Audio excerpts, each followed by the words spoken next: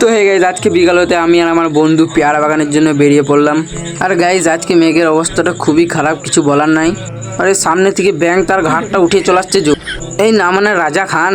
Guys, এই ফলটার নাম কি বেরে তোমরা সবাই কমেন্টে বলে যাও। গাইজ, আমাদেরকে পেয়ারা বাগান যেতে হলে দীঘা পেরোতে হবে।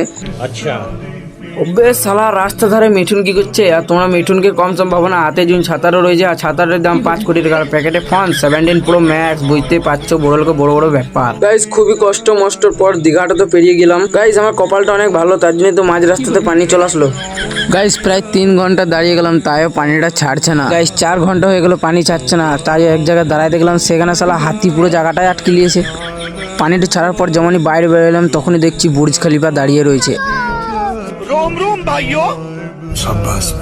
গাইজ, তোমরা কি ভাবছো শুধু দীঘা পেরোলে হবে? এখন অ্যামাজন জঙ্গল পেরোতে হবে, হাওড়া ব্রিজ পেরোতে হবে। প্রায় 2-3 দিন জার্নি করার পর অনেক কাছে চলে এসেছিলাম পেয়ারা বাগানের। আর এখানে দেখি হাতির পায়ের ছাপ। আবে হাতির পায়ে তো বড়। আবে বাদ দে শালা হাতির পা, পেয়ারা বাগানের কাছে চলে এসেছি, পেয়ারা খা আর ঘুরে বেড়া। হাতি যদি আমাকে চিপে মেরে দেয়? আবে তুই টেনশন কেন নিছিস? আমি আছি তো। আমি আরো বলবো হাতি তোকে মারুক। আর গাইস, কয়েকদিন খোঁজার পর 500 কেজি সাইজের একটু পেয়ারা পেয়ে গেলাম।